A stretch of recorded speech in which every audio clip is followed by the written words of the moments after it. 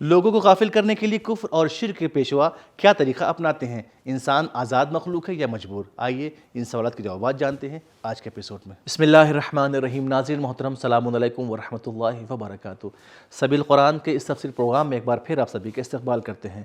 آج آپ کے سامنے سورہ صافات کی آیت نمبر 25 سے لے کر 33 تک کی تفسیر لے کر حاضر ہوئے ہیں۔ آئیے سب سے پہلے سورہ صافات کی آیت نمبر 25 سے لے کر 29 تک کی تلاوت کو اس کے ترجمے کے ساتھ سن لیتے ہیں۔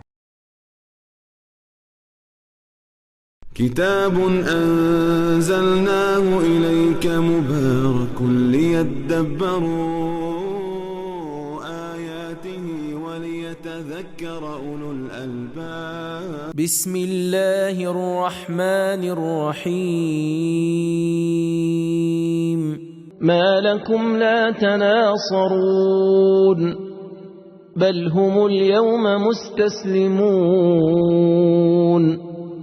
وأقبل بعضهم على بعض يتساءلون قالوا إنكم كنتم تأتوننا عن اليمين قالوا بل لم تكونوا مؤمنين۔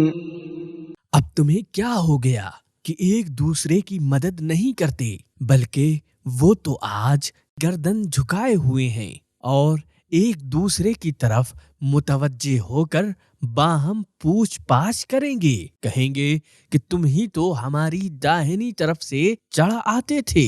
وہ جواب دیں گے تم تو خود ایمان لانے والے نہ تھے۔ اب آئیے سورہ صافات کی ان آیت کے نکات کو بھی جان لیتے ہیں۔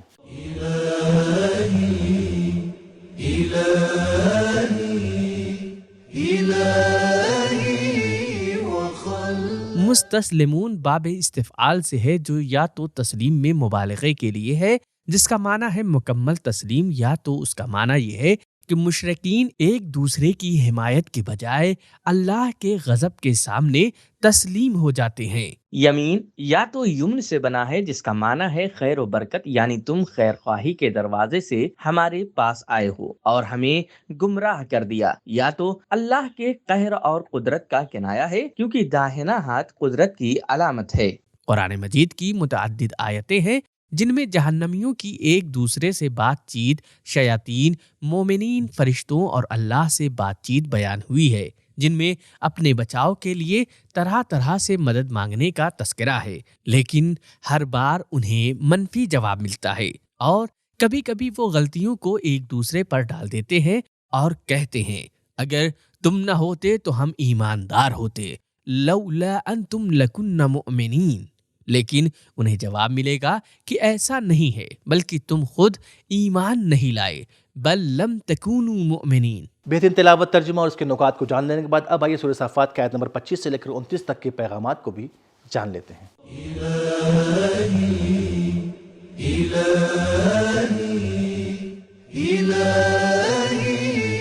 نمبر 1، قیامت میں مجرم ایک دوسرے کی مدد نہیں کر سکیں گے۔ نمبر 2، دنیا میں گردن اٹھا کر چلنے والے لوگ قیامت میں تسلیم ہو جائیں گے۔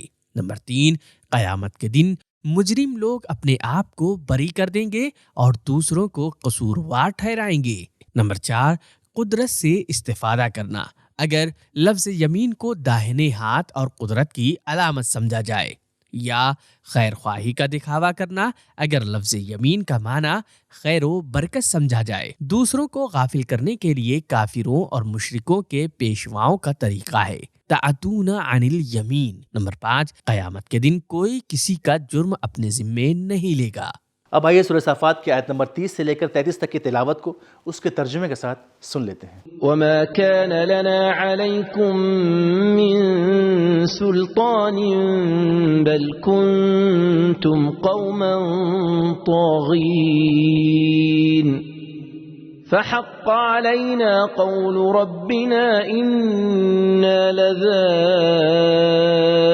لذائقون فأغويناكم إنا كنا غاوين فإنهم يومئذ في العذاب مشتركون۔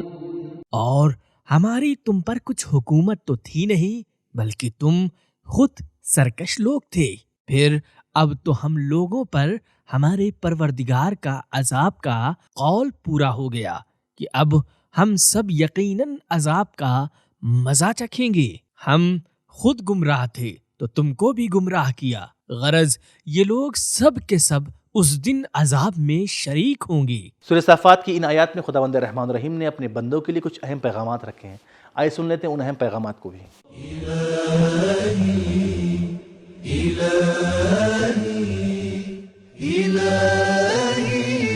نمبر 1، کفر کے پیشوا اپنی گمراہی کا بھی اعتراف کریں گے اور اپنے پیروکاروں کو غافل اور گمراہ کرنے کی ذمہ داری بھی لیں گے، لیکن اپنے قہر اور حکومت کی ذمہ داری نہیں لیں گے۔ نمبر 2، گمراہی کا سبب خود گمراہوں کے اندر ہوتا ہے، کوئی باہری فشار اور دباؤ نہیں۔ نمبر 3، آخر کار قیامت کے دن شرک کے پیشوا اللہ کی توحید اور اس کی ربوبیت کا اقرار کریں گے۔ نمبر 4، دنیا میں شرک کے رہنماؤں تک اللہ کے وعدے اور وعید پہنچ چکے ہیں اور یہ جان بوجھ کر اس کا انکار کرتے ہیں۔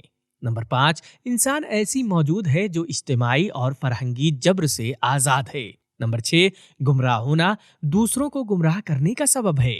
نمبر 7، اللہ کفر کے پیشواؤں اور پیروکاروں کو عذاب دینے میں عادل ہے۔ نمبر 8، عام لوگ نظام کے بننے یا برے لوگوں کے برسر کار آنے اور ان کی ترقی، مضبوطی اور ظلم کے باقی رہنے میں اثر انداز ہوتے ہیں، کیونکہ اگر وہ اثر انداز نہ ہوتے تو عذاب میں شریک نہ ہوتے۔ تو ناظرین، ہم نے جانا کہ کافر اور مشرک لوگوں کو غافل کرنے کے لیے قدرت سے استفادہ اور خیرخواہی کا دکھاوا کرتے ہیں، اور انسان ایک ایسی مخلوق ہے جو ہر اجتماعی اور فرہنگی جبر سے آزاد ہے۔ تو ہمارا آج کا ایپیسوڈ یہ ختم ہوا، ملتے ہیں اگلے ایپیسوڈ میں، تب تک کے لیے خدا حافظ۔ سبیل قرآن، قرآنی سماج کی پہچان۔